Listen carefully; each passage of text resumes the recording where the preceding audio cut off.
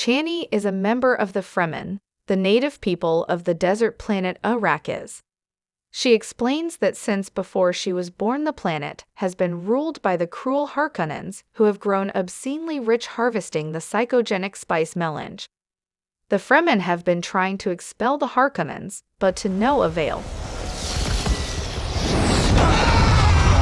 Recently, however, Bautista Emperor Shaddam has ordered the Harkonnens to leave Arrakis. Chani wonders who the new rulers will be. On the water planet of Caladan, Paul Atreides eats breakfast with his mother, the Lady Jessica. A member of the quasi-religious order of the Bene Gesserit, Jessica has been trying to teach her son the special powers of her order. She tests Paul by having him try to compel her to pass him a glass of water. Paul is only partially successful. Paul learns about the planet Arrakis and its people. It is the only source of the psychoactive spice, which extends life and perception. Spice is necessary for interstellar travel, since it makes possible the expanded consciousness of the navigators who plot faster than light jumps. Paul's father, Duke Leto Atreides, along with soldier Gurney Halleck and Mentat Thufir Hawat, receive an imperial envoy who formalizes the awarding of Arrakis to House Atreides. The emperor fears Leto's growing political power in the Landsraad, a conclave of noble houses. Leto recognizes that his appointment to oversee Arrakis is a trap of some kind, but cannot refuse an imperial offer. Paul asks his friend, the elite soldier Duncan Idaho, to take him along when Duncan goes to Arrakis weeks ahead of time to scout things out. Duncan refuses. Paul confides that he's been having dreams about Arrakis and the Fremen, including one where Duncan falls in battle. Duncan dismisses this as merely a dream, telling Paul that everything important happens when we're awake. Paul discusses his wish to travel to Arrakis early with his father, but Leto refuses, saying that he needs Paul by his side. He explains the political situation. The Emperor has set up a conflict between House Atreides and House Harkonnen, a war which will weaken them both, to the benefit of the Emperor. Leto instead intends to strike an alliance with the Fremen, in order to harness their desert power to his own and outwit the Emperor. Paul expresses his doubts about his ability to succeed his father as a leader. Leto confides his own doubts when he was young and insists that Paul will find his way to leadership, just as he did.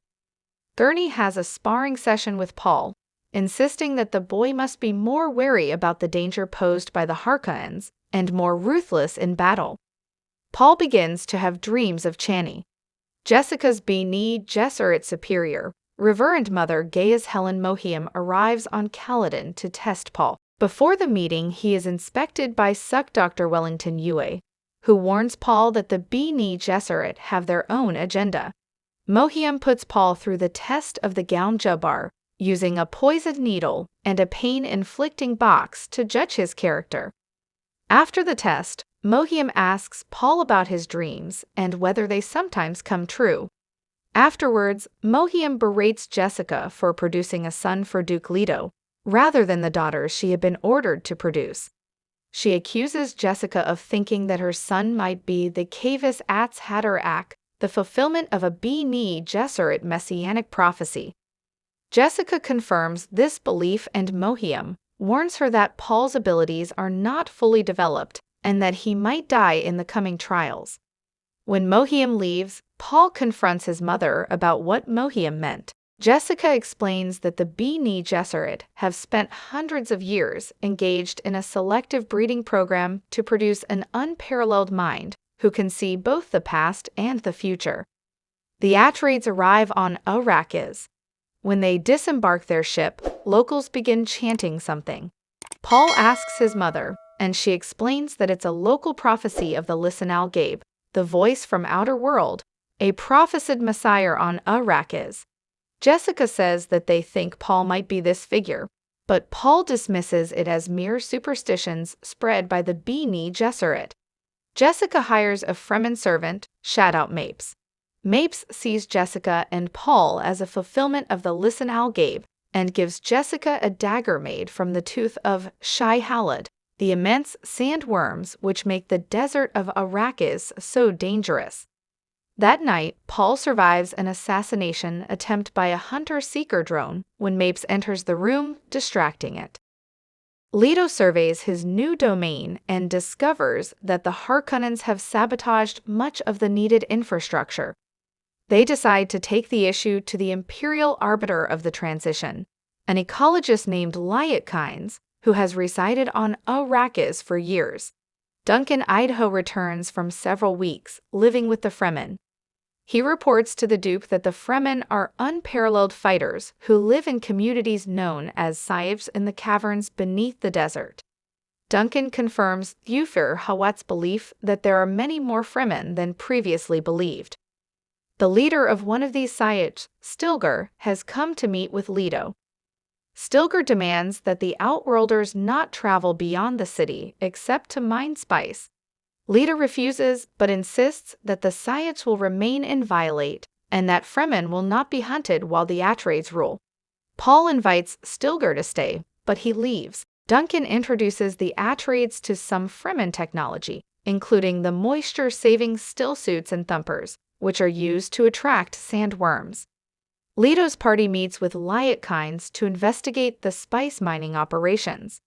She inspects their stillsuits and finds that Paul has intuitively fitted his stillsuit in the Fremen manner. In the native language, she says, "He shall know your ways as if born to them." The party flies out to observe a spice mining operation. The mining vehicle has attracted a sandworm, which is drawn by rhythmic vibrations. When a flying carry-all fails to remove the mining vehicle, Duke Leto lands his personal crafts to rescue the miners. When Paul gets out to guide the miners inside, he is hit with a massive dose of spice and has a series of visions, including of himself with Chani. Duke Leto awakes at night with the sense that something is wrong. He calls security but gets no answer. He finds Mapes stabbed to death and is shot with a paralytic dart. Yui reveals himself as a traitor. He has lowered the shields and cut off Atreides' communications. Gurney is awakened and leads the counterattack as the Harkonnen forces, aided by the Imperial Sardaukar troops, begin their assault. The Atreides troops, caught unprepared and no match for the Sardaukar, find themselves quickly overwhelmed. Duncan kills several Sardaukar and tries to rescue Paul and Jessica, but finds them already gone. Baron Vladimir Harkonnen has promised the Bene Gesserit that he will not harm Paul or Jessica, so he sends some of his men to take them and leave them in the desert to die of exposure. Paul, not fully secure in his Bene Gesserit abilities, orders one of the men to remove his mother's gag, and Jessica orders the remaining men to kill each other. Their ornithopter crashes and Paul and Jessica see the devastation of the city from a distance. Yui reveals to Duke Leto that the Harkonnen secured his compliance because they have his wife held captive. He replaces one of Duke Leto's teeth with a poison capsule, which he hopes the Duke will use to kill the Baron. Yui meets with Baron Harkonnen and demands that the Baron honor his end of the deal. The Baron promises that Yui will be reunited with his wife, and then slits his throat. The Baron then gloats over a paralyzed Leto, who bites down on his fake tooth and expels the poison, killing everyone in the room, except for the Baron, who is gravely injured. Medical technicians nurse the Baron back to health. Riding out a storm in a survival tent, Paul continues to have visions from his spice exposure. First they are of Chani. But then he has visions of bloody conflict and religious zealots, operating beneath an Atreides flag and under Duke Leto's name, spreading across the galaxy like an unquenchable fire. Paul is horrified by what he sees and is comforted by his mother. Paul and Jessica are rescued by Duncan Idaho, who managed to escape the slaughter. Duncan brings them to Kynes, who is set up in an abandoned terraforming station occupied by Fremen. The Sardaukar attack, with the Fremen killing many of them. Duncan sacrifices himself in a last stand to allow Paul, Jessica, and Kynes to escape. Paul and Jessica flee in an ornithopter. Kynes sets up a thumper, intending to call a sandworm and ride it away, but she is mortally wounded by the Sardaukar. Before they can deliver the killing blow, a sandworm arrives and eats them all.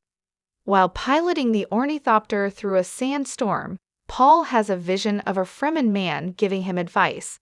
They survive the sandstorm, but with the ornithopter damaged, they must set out on foot through the desert. As they do, they are observed by Fremen. Jessica and Paul make their way towards where they believe the Fremen siege is. Their movements attract a sandworm, and the two barely escape with their lives. Paul realizes that someone used a thumper to draw it away. A group of Fremen capture them. Stilgar is with them and recognizes Paul, saying that they can't touch him. Another Fremen, Jamis, dismisses Stilgar's belief and wants to kill Paula and Jessica and loot their bodies. Paul recognizes Jamis as the man from his visions. Jessica asks for help returning to Caladan, saying that they will be well rewarded, but Stilgar dismisses any reward they give as pointless. Stilgar offers to allow Paul, who is still young, to join their siege, but says that Jessica, who he deems too old to learn to fight, must be left behind. Jessica and Paul use their Bene Gesserit training to disarm most of the Fremen and hold Stilgar at knife point. Stilgar, realizing that Jessica is a Bene Gesserit, relents and decides to take both of them to the siege. Jamis objects and challenges Jessica to a duel. Paul agrees to stand as Jessica's champion.